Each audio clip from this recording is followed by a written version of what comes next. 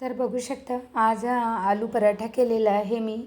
तुमचे मुलं पण टिफिन वगैरे संपवून येत नाहीत. तुम्हाला फार टेन्शन येते का की टिफिनमध्ये काय देऊ, जेणेकरून मुलं टिफिन संपवून येणार, फिनिश करून येणार आणि त्यांना आवडेल अशी काय रेसिपी बनवू. तर साधी सिंपल रेसिपी आहे.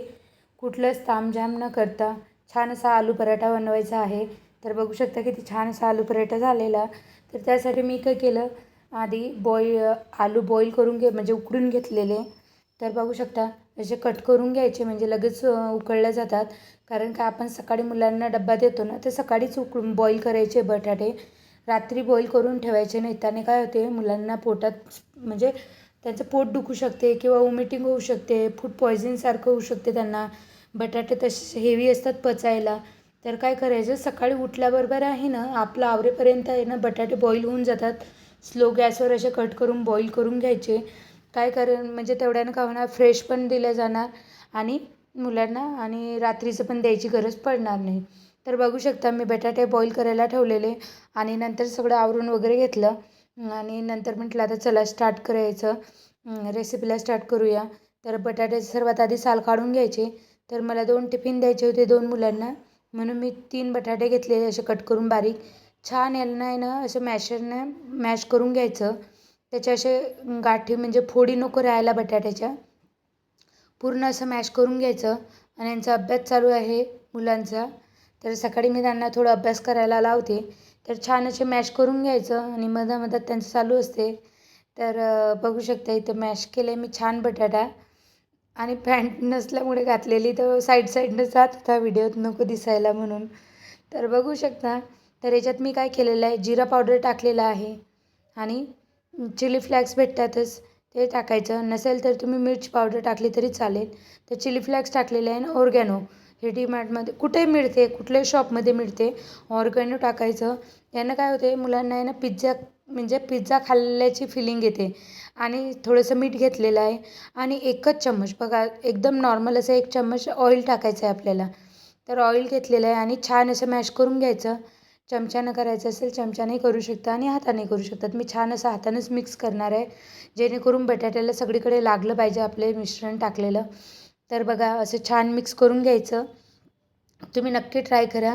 आणि काय करायचं, बटाट्याची भाजी करतो आपण तसं बटाट्याची भाजी करायची नाही मुलांना. जर तुम्ही टिफिनमध्ये देत असाल तर ही पद्धत तुम्ही एक वेळेस वापरून बघा. बघा तुमच्या मुलं आहे ना पूर्ण डबा फिनिश करून येतील.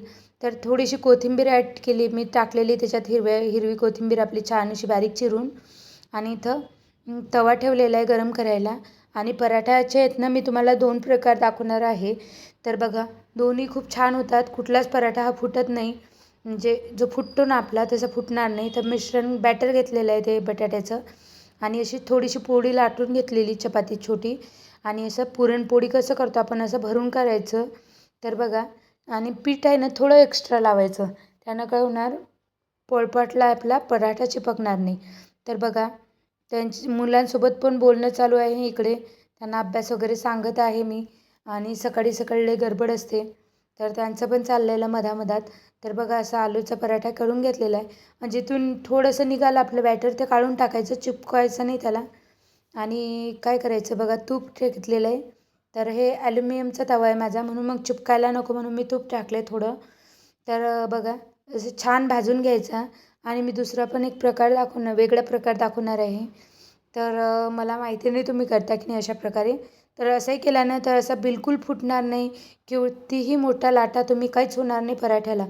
थोडं पण मिश्रण बाहेर येणार नाही, काही नाही, काहीच नाही. तर बघू शकता थोडंच बॅटर घेतलेलं आहे आणि छान असं पसरून घ्यायचं. आणि काय करायचं, तवा पण व्हाईट असल्यामुळे आहे ना ब्राईटनेस जास्त झालेलं आहे. तर बघा असं व्हाईट दिसते. तर पराठा पण छान असा होऊन राहिला बघा. आणि साईडनं आहे ना तूप टाकायचं थोडंसं आणि बारीक गॅसवर करायचं. हे बघा मी असं पसरून घेतलेलं आहे आणि याला कट करायचं साईडनं.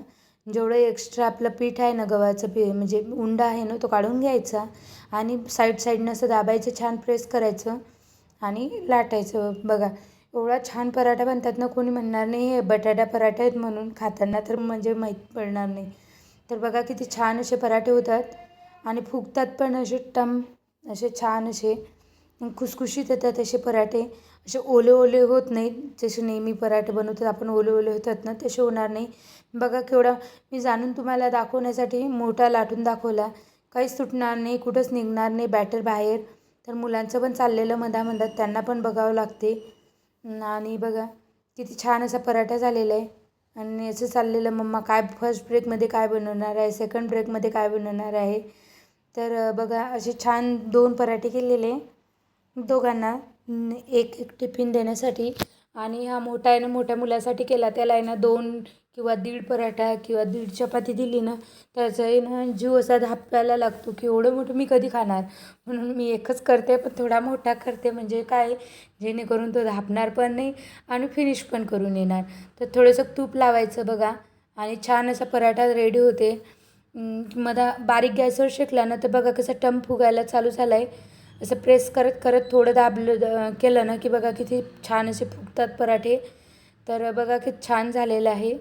आणि पराठेसोबत तुम्ही दही पण देऊ शकता किंवा लोणचं वगैरे पण देऊ शकता. तर कसा वाटला व्हिडिओ नक्की कमेंट करून सांगा. चॅनलला सबस्क्राईब करा. बाय.